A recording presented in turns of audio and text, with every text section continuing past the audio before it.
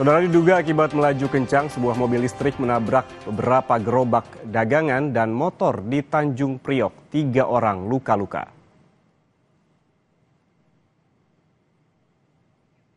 Dari rekaman CCTV terlihat, mobil melaju kencang dan menghantam 3 gerobak dagangan serta 2 sepeda motor pada Minggu siang di Jalan Swasembada Raya, Tanjung Priok, Jakarta Utara. Laju mobil berhenti setelah menghantam tembok pembatas rumah warga.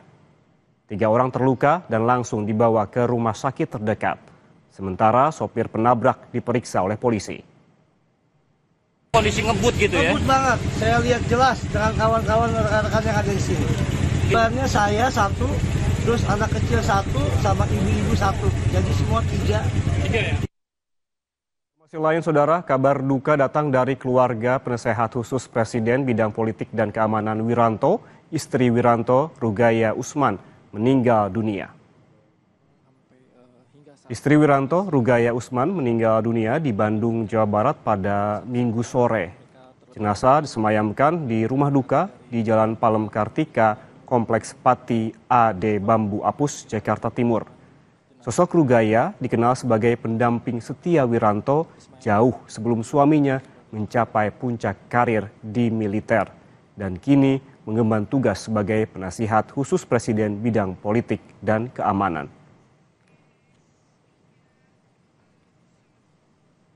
Istri penasihat khusus Presiden bidang politik dan keamanan Jenderal Purnawirawan Wiranto dikebumikan di makam keluarga Delingan, Karanganyar, Jawa Tengah. Jenazah Rugaya Usman tiba di makam keluarga Astana Wukir Sirnaraga di Desa Delingan, Karanganyar, Jawa Tengah pada pukul 9:30 waktu Indonesia Barat. Beberapa karangan bunga ucapan duka cita dikirim dari sejumlah pejabat di tempat pemakaman.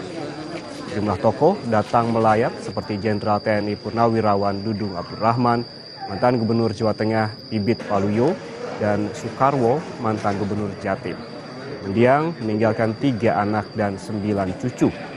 Dan semasa hidupnya, almarhumah dikenal pendamping setia Wiranto sekaligus perhatian pada orang lain dan juga religius.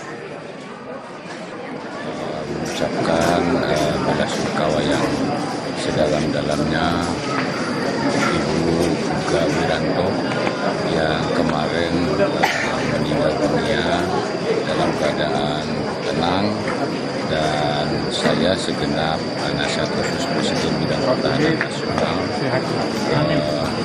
mengucapkan bela sungkawa yang sedalam-dalamnya. Semoga arwah almarhumah diterima di sisi Allah Subhanahu wa Ta'ala, dan keluarga yang ditinggalkan diberikan kekuatan, ketabahan, dan kekuatan. Saudara, jangan kemana-mana karena seusai jeda Kompas Siang masih akan kembali dengan informasi gol Rizky Ridho saat membela Persija versus Arema 9 Maret lalu resmi jadi salah satu nominasi FIFA Puskas Award 2025. Informasinya usai jeda, kami kembali.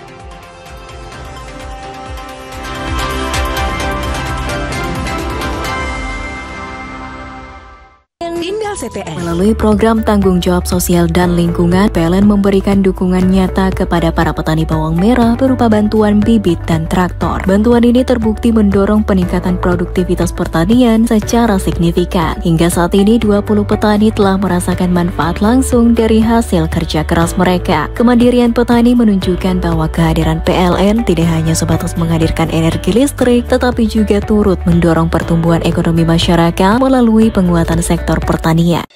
Memaknai Hari Kesaktian Pancasila, PLN WIP Sulawesi berupaya mendorong perekonomian tiap sudut desa dengan menciptakan objek wisata air panas Beteleme yang menarik bagi wisatawan dan pengadaan gerobak listrik yang sangat berguna bagi pelaku usaha UMKM. PLN berharap bantuan ini dapat mendorong desa Beteleme menjadi destinasi wisata unggulan di Morowali Utara, sekaligus menguatkan UMKM lokal agar mampu mandiri dan berkembang.